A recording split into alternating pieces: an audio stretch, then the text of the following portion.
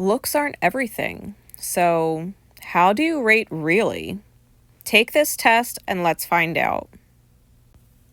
You're going to need a pen and paper. There's only 10 questions. Make sure you answer as honestly as you can. All of the questions are multiple choice. You can answer A, B, C, D, or E for each question, and then we'll tell you how you rate at the end. Disclaimer. I designed this test with the intention to show people how attractive they could be in the eyes of others when looks are not the only deciding factor. Most people should average 5 out of 10. A score of 0 out of 10 would be considered completely unattractive, and a score of 10 out of 10 would be considered highly attractive. This is not a scientific test. I created it entirely myself. I'm not a professional doctor in any field, so please do not lose sleep over the results of this test. If it reveals to you certain areas that you can work on to become more attractive and ultimately feel better about yourself, then I'm glad I created it. You may even discover your areas of weakness that prevent you from finding or maintaining long-term relationships, as well as areas of strength that make you very attractive to other people and contribute to your ability to find and maintain long-term relationships. The ultimate goal is to reality check people into self-awareness because looks aren't everything. And on a side note, I intentionally disregarded factors such as age, height, race, and weight, because being a certain age, height, race, or weight does not automatically deem someone more or less attractive than anyone else. Those preferences are all very personal. I also intentionally disregarded factors such as health and medical issues. If people with terminal illness or amputated limbs get married, and they do, then health and/or medical issues are equally a personal preference that some people choose to disregard or overlook. I took into consideration 10 different areas that I felt mattered the most to people across the board, regardless of more personal and truly immeasurable preferences. If you don't appreciate or like it, make your own test. The 10 areas we're going to cover are not in any particular order of importance. All right, so if you're all ready, here we go. The first area we're going to rate is attractiveness itself. Choose A if you have model level attractiveness. You know this because you've probably been told. Choose B if you consider yourself very attractive. People probably tell you how good looking you are. Choose C if you consider yourself kind of attractive. You're not the most attractive person, but it could be worse. Choose D if you consider yourself to not really be attractive, but with the right hair, clothes, or makeup, you could pass for attractive-ish.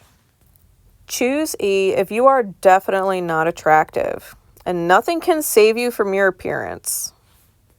The second area we're going to rate is intelligence. Choose A if you are highly intelligent, have a master's degree or PhD, speak multiple fluent languages, and or have a high IQ, 130 or higher. Choose B if you are very intelligent, have an associate's or bachelor's degree, and or an above average IQ, 116 to 129. Choose C if you're kind of smart, you have a high school or general education diploma, plenty of real-world experience, you're people smart, and or you have an average to above average IQ, 85 to 129. Choose D if you may or may not have a diploma. You may have limited real-world experience and might get taken advantage of by others sometimes, and or have an average to below average IQ, 70 to 115. Choose E if you have no diploma, not much real-world experience, you've been sheltered or get taken advantage of by others often, and or have a below average IQ of 69 or less. The third area we're going to rate is work ethic.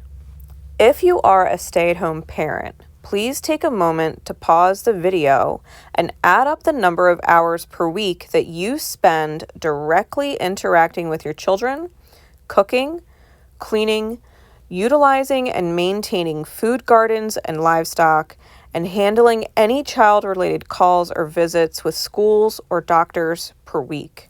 This will be used as your hours worked per week and be referred to as parental work hours. Choose A if you work 40 plus hours per week at your place of employment and or you work smarter, not harder, and live off investment profits, residual income, or royalties. If you are also a parent, make sure to add your parental work hours accordingly. Choose B if you work 32 to 39 hours per week at your place of employment, including any parental work hours accordingly. Choose C if you work 24 to 31 hours per week at your place of employment, include any parental work hours accordingly. Choose D if you work 12 to 23 hours per week at your place of employment, including any parental work hours accordingly. Choose E if you are unemployed or if you work 11 or less hours per week at your place of employment. Include any parental work hours accordingly. The next area we're going to rate is nurturability. How well do you give and receive love?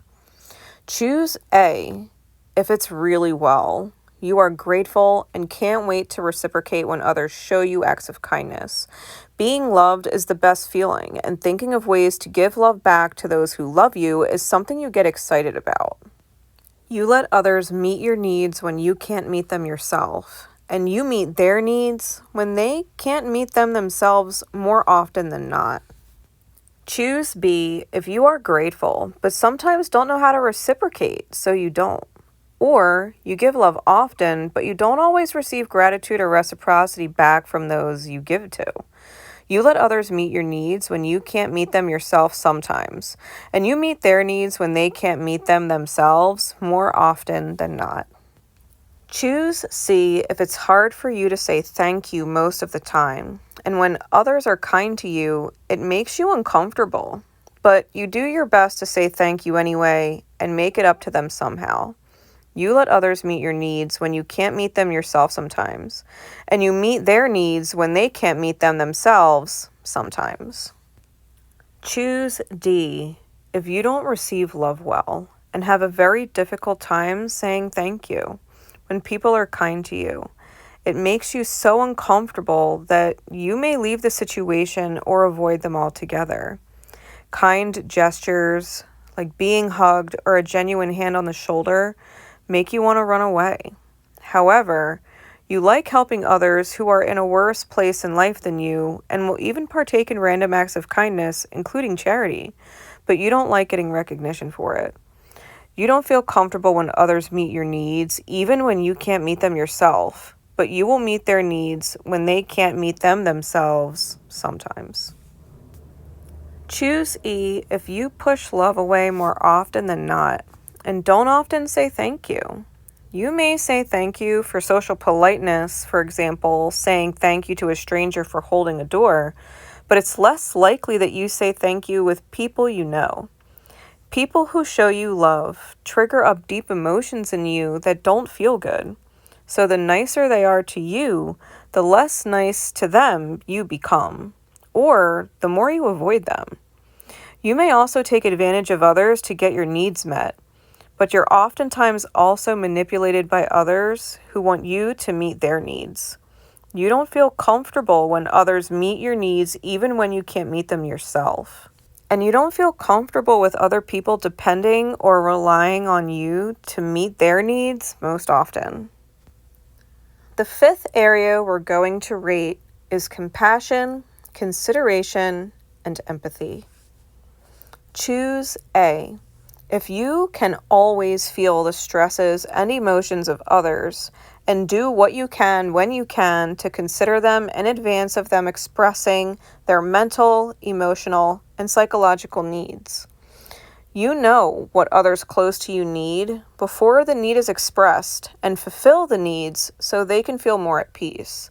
You probably live by the golden rule and treat others how you would want to be treated. You consider those you love before taking actions that may affect them. Consideration and empathy are your greatest strength. Choose B if you often can feel the stresses and emotions of others and sometimes do what you can when you can to consider them in advance of them expressing their mental, emotional, and psychological needs. You sometimes know what others close to you need before the need is expressed, but you don't always know what to do to make them feel more at peace. So you try to create peace for others in the ways you wish others would create peace for you. You consider those you love before taking actions that may affect them. Choose C. If you can't often feel the stresses and emotions of others, but when others make their feelings known to you, you do your best to make them feel more at peace. If you think someone is a bit off, you'll ask them if they're okay. And if they tell you they're fine, then you'll take them at their word and move on from it.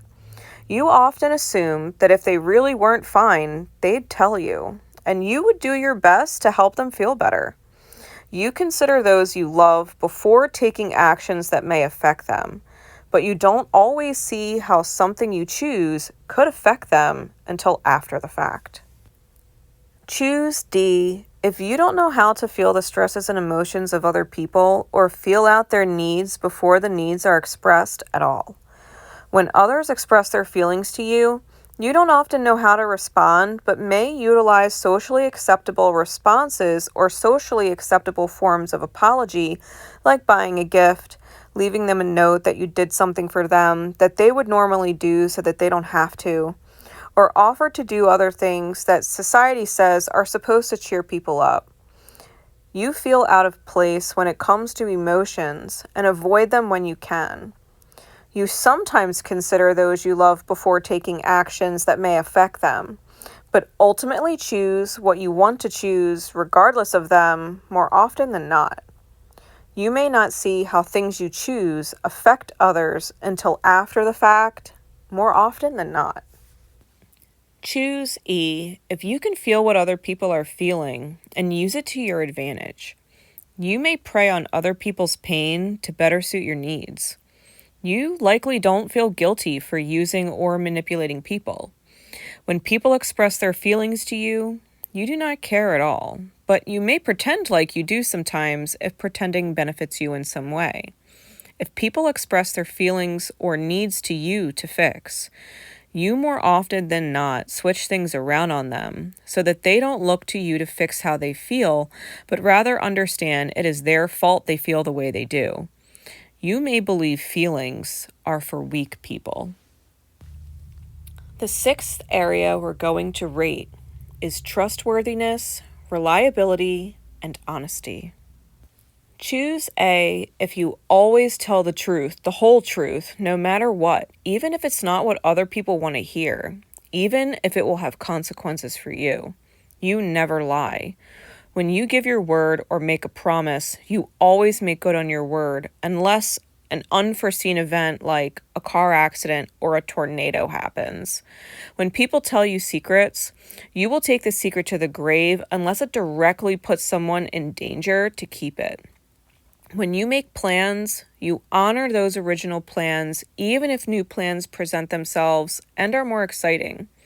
If the people closest to you called you and needed you in the middle of the night, you'd be there for them. Choose B if you almost always tell the truth, even if it's not what people want to hear. But you may lie or omit facts if it means lesser consequences for you. When people tell you secrets, you will respectfully keep their secret a secret if they asked you to. On occasion, you may forget you made a promise, but you don't intentionally go back on your word. When you make plans, you typically honor the original plan. However, you are sometimes inclined to make additions or slight changes to the plans spontaneously.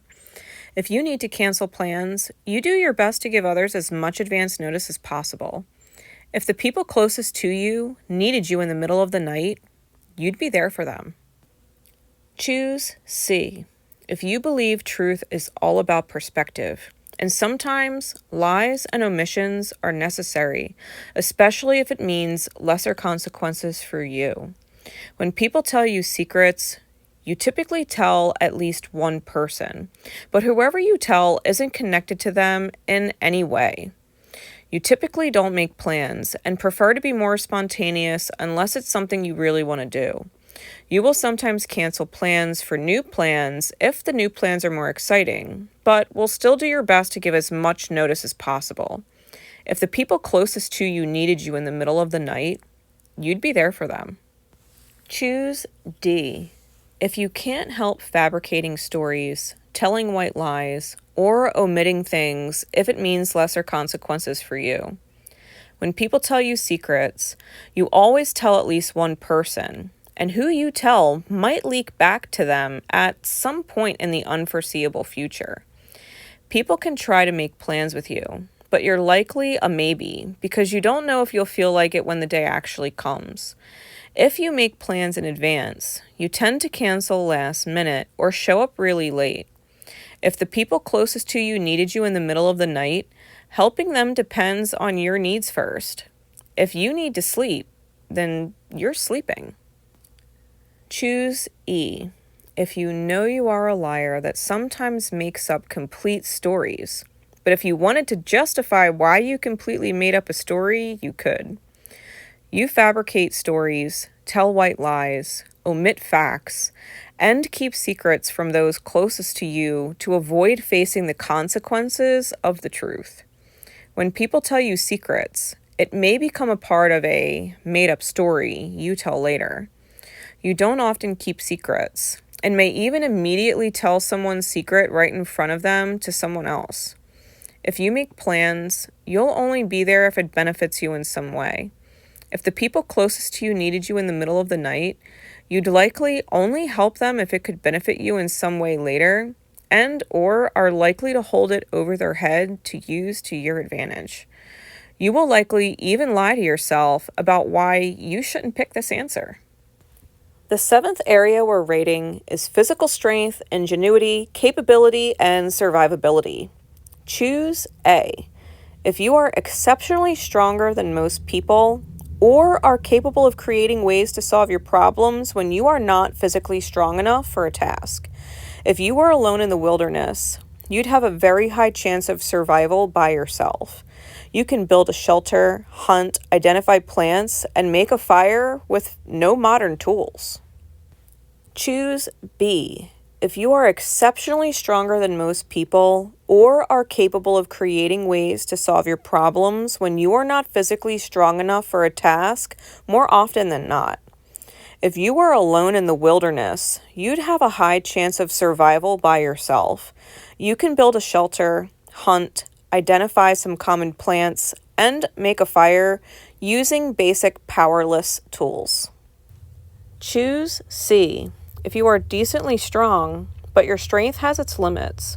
You are sometimes capable of creating ways to solve your problems when you're not physically strong enough for a task, though you do better when you have the help of others. If you were alone in the wilderness, you'd have no clue how to build a shelter, identify plants, or make a fire without modern tools, but could likely do so with the availability of modern tools. Choose D. If you really are not strong, but are capable of everyday light tasks. If you had to think of a way to solve your problems when you're not physically strong enough for a task, your solution would more often than not mean finding someone who is. If you were alone in the wilderness, you would not survive long at all, even with modern tools, but you could learn and be a help if you weren't alone. Choose E. If you are not physically strong and are not solution-oriented enough to solve your problems when you are not physically strong enough for a task. If you were alone in the wilderness, you would not survive long at all, even with modern tools. If others were in the wilderness with you, they would likely deem you more of a liability than a help. The eighth area we're going to rate is earnability and independence. Choose A. If you earn enough money to provide for all the necessary living requirements on your own, like home, transportation, utilities, food, and clothing by yourself, and are capable of providing for the needs and wants of multiple other people without question, you have money saved up for retirement or have a retirement plan. You have life insurance for those who depend on you financially. All of your earned income is legally earned. Choose B. If you earn enough money to provide for all the necessary living requirements on your own, like home, transportation, utilities, food, and clothing by yourself, and are capable of providing for the needs and wants of at least one other person, though wants have to be within reason. You are able to save money for higher priced things when you have to. Retirement planning is something you haven't really started yet. You have some type of life insurance for those who depend on you financially. All of your earned income is legally earned. Choose C. If you earn enough money to provide for all the necessary living requirements on your own, like home, transportation, utilities, food, and clothing by yourself, and are capable of fulfilling your own wants, but are not capable of providing for the needs and wants of at least one other person consistently, it's difficult for you to save money for higher priced things, but you can when you have to. Retirement planning is something you haven't really started yet. You do not have life insurance. All of your earned income is legally earned. Choose D. If you earn enough money to provide for some of the necessary living requirements on your own, like home, transportation, utilities, food, and clothing by yourself, and are capable of fulfilling some of your own wants, but you are not capable of providing for all of your own needs and wants without the help of others. You are financially codependent. It's difficult for you to save money in general, and you typically don't even consider saving for higher priced things. Retirement planning is something you haven't started yet, and you do not have life insurance. All of your earned income is legally earned. Choose E.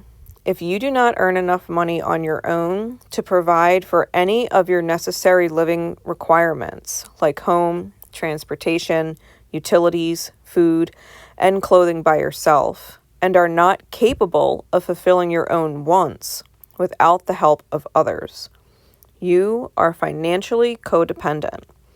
You can maybe fulfill your own wants sometimes at best, if you earn any money at all.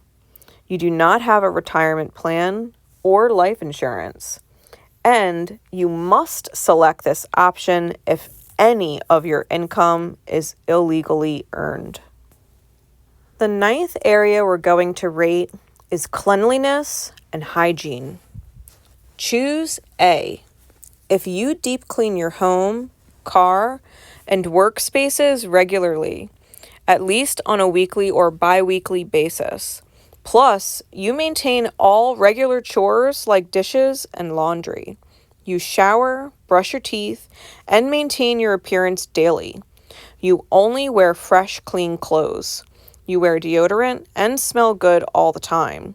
If your hands get dirty, you wash them immediately. You rarely, if ever, have dirty fingernails. Choose B. If you deep clean your home, car, and workspaces when you know you have to, at least seasonally, and maintain regular chores like dishes and laundry. You shower every 1 to 2 days as needed. You brush your teeth and maintain your appearance daily. And you wear fresh, clean clothes most of the time. Sometimes you'll wear your around-the-house clothes for an extra day. You wear deodorant and smell good or don't smell at all, but you never smell bad. If your hands get dirty, you wash them immediately. And if you notice dirt under your fingernails, it bothers you and you remove it. Choose C. If you rarely deep clean your home, car, and workspaces, but maintain regular chores like dishes and laundry, sweeping, and vacuuming. You shower 1 to 2 times a week, have some kind of daily oral care even if you don't brush your teeth every day, and you maintain your appearance daily. You wear fresh, clean clothes if you leave the house, though you may wear around-the-house clothes longer than an extra day or two before washing them. You wear deodorant and do not smell bad. If your hands get dirty, you will at least wipe them clean. If you notice dirt under your fingernails, it bothers you and you remove it. Choose D. If you do not deep clean, but typically maintain dishes and laundry, although they do pile up on you more often. You do not sweep or vacuum unless absolutely necessary. You shower 1 to 2 times a week, have some kind of oral care even if it's not daily, and wear clothes that look and smell fine when you leave the house, regardless of whether they are fresh cleaned or not. You wear deodorant and may wear fragrances to make sure that you don't smell bad. If your hands get dirty, you wipe them clean. You may have dirty fingernails more often than not. Choose E. If you do not deep clean and typically do not keep up well on dishes and laundry, and may not sweep or vacuum even when it's clearly needed. Dishes and laundry are almost always backed up. You shower 1 to 2 times a week or less, have no consistent oral care, if any, and wear clothes out of the dirty laundry as often or more often than you wear fresh, clean clothes. You do not wear deodorant and or sometimes smell bad. If your hands get dirty, it doesn't necessarily bother you, but you may wipe them clean. You likely have dirty fingernails more often than not. The 10th area we're rating is sobriety and healthy sexual practices. Choose A. If you are considered straight edge and have no sexually transmitted diseases. Choose B. If you do not drink alcohol, smoke marijuana, or partake in any other drugs, but may use a nicotine vape and or drink caffeine. You do not abuse medication, and you have no sexually transmitted diseases. Choose C. If you drink alcohol or smoke marijuana socially or on holidays only. If you drink alcohol, you only have 1 or 2 drinks when you partake, but you never drink enough to be considered drunk or unable to drive safely. If you smoke marijuana, it's only enough to relax when you partake, but never enough to be considered stoned or unable to drive safely. Outside of alcohol and marijuana, you do not partake in any other drugs or abuse any medications, like taking medication not prescribed to you or taking more than the recommended dosage of a medication you may be prescribed to. You may or may not smoke cigarettes and or use a nicotine vape and or drink caffeine. If you smoke cigarettes, it is not more than 5 cigarettes a day, and you have no sexually transmitted diseases. Choose D if you drink alcohol or smoke marijuana on a habitual weekly to daily basis. You may smoke more than 5 cigarettes a day and or use a nicotine vape and or drink caffeine. Outside of alcohol and marijuana, you do not use other drugs and do not abuse medications, like taking medication not prescribed to you or taking more than the recommended dosage of a medication you may be prescribed to. You do not have any sexually transmitted diseases. Choose E if you drink alcohol or smoke marijuana on a daily basis. You may smoke more than 5 cigarettes a day and or use a nicotine vape and or drink caffeine. If you do not drink or smoke on a given day, it is likely due to financial reasons or lack of availability. You must select this option if you use other drugs besides alcohol or marijuana, or if you abuse medication, like taking medication not prescribed to you, or taking more than the recommended dosage of a medication you may be prescribed to. You must also select this option if you have at least one sexually transmitted disease. All right, that completes the 10 different areas of attractiveness that we've rated. Let's find out how you rate. Give yourself 1 point for every time you answered honestly with A. Give yourself 0.75 points, or 3/4 of a point, for every time you answered honestly with B. Give yourself 0.5 points, or half a point, for every time you answered honestly with C. Give yourself 0.25 points, or a 1/4 point, for every time you answered honestly with D. Give yourself no points for every time you answered honestly with E. Now, add up all your points. The highest possible score is 10 out of 10.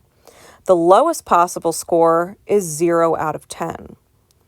Be aware, if you chose E for any of the ratings, you chose a potential deal breaker for someone, regardless of how many points you have totaled. And that is how attractive you really are, because looks aren't everything. If this test was fun for you, opened your eyes, or helped you in any way, please give the video a like, leave me a comment, or share it with a friend to see how attractive they really are. If you'd like more content to help you become more self-aware and jumpstart your healing process, support yourself and the channel by joining us as a member today. You can find all the details in the description below. Special thanks to each and every one of our members who make this channel possible. For you, we are eternally grateful. Thank you for watching. Much love from us here on the channel. See you next time.